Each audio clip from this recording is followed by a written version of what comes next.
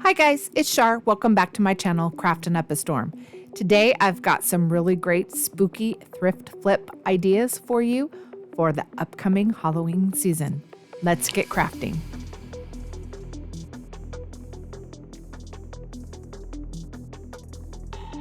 For this project, I picked up this jar for half price, 99 cents at the thrift store, and I thought it would make a perfect cauldron. So I glued some square beads to the bottom for little feet. And then I went around the lip edge with some half wooden beads. I took that out and spray painted it completely black. And then over the top of it, I wanted texture. So I added some chalk paint mixed with baking soda to add a lot of texture. I don't have it on video, but afterward I went over the beads and the feet with some silver to highlight them. What do you guys think? This video is part of the Thrift Flip Road Trip Open Challenge. It's hosted on the second Thursday of every month by Sammi at UnicornDustDesigns and Trish and Kay at Crafting Cousins. I'll have both these channels linked in my description. I'll also have a link to the playlist so that you can watch all the videos in this challenge and get some wonderful thrift flip ideas.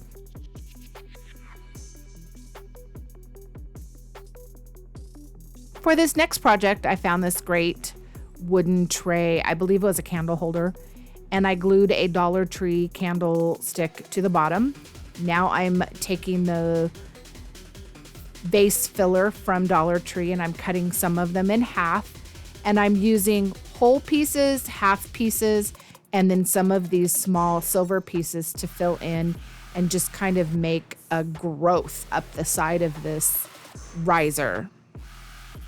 And I just fill it in until it's looking kind of what I pictured. Now I'm going to take it outside and I'm going to spray paint it completely black with some Rust-Oleum spray paint. This can melt it if you get it too close when you're spraying it, so you want to do light coats. Now I'm going to use some folk art. I believe it's green apple or apple orchard. I'm just doing a full coat of this so that it's my base coat on here. This will be my darkest color. To the top of that, I'm adding some gecko, which is kind of a yellowy green, to highlight, and I'm going over a lot of the spaces on top with this. That will leave that darker green kind of as a background color in the crevices.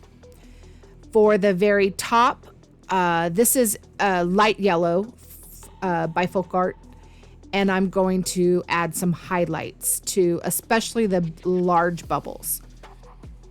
Then the last step is to take some black chalk paint, watered down a lot, and just kind of go over it to dull the colors a little bit and add some darkness in the crevices, really bring those out. Then I added some Mod Podge over the top of it, and this picture doesn't do it quite justice, but it came out pretty creepy looking. Let me know what you guys think of this one.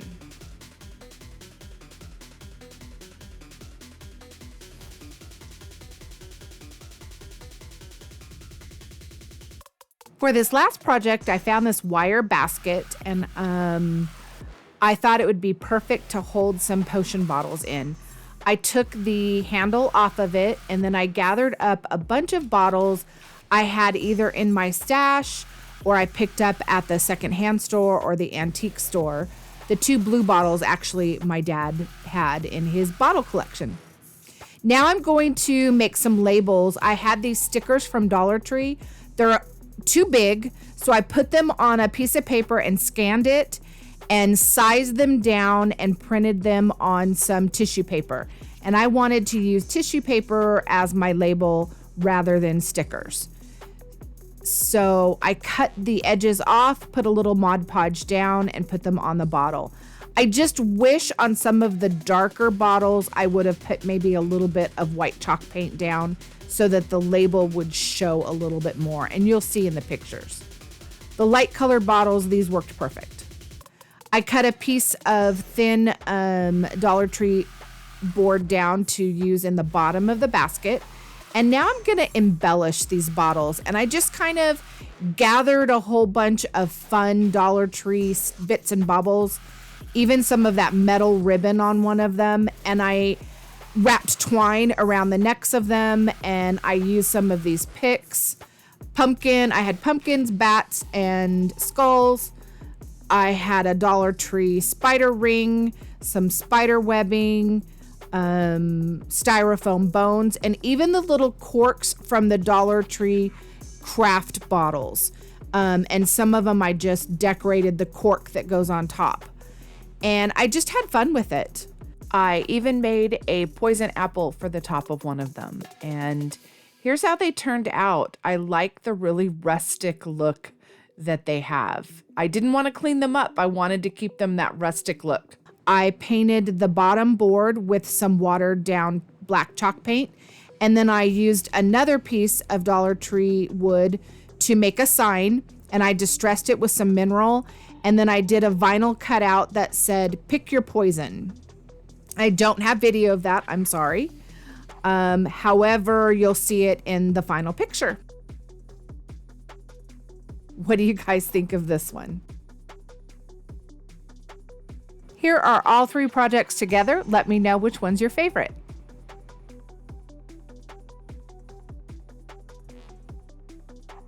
This was a really quick and fun video. I look forward to bringing you some more wonderful Halloween projects. It's my favorite time of year to craft for. If you liked these projects, consider hitting the thumbs up and subscribing to my channel if you're not already part of my crafty family.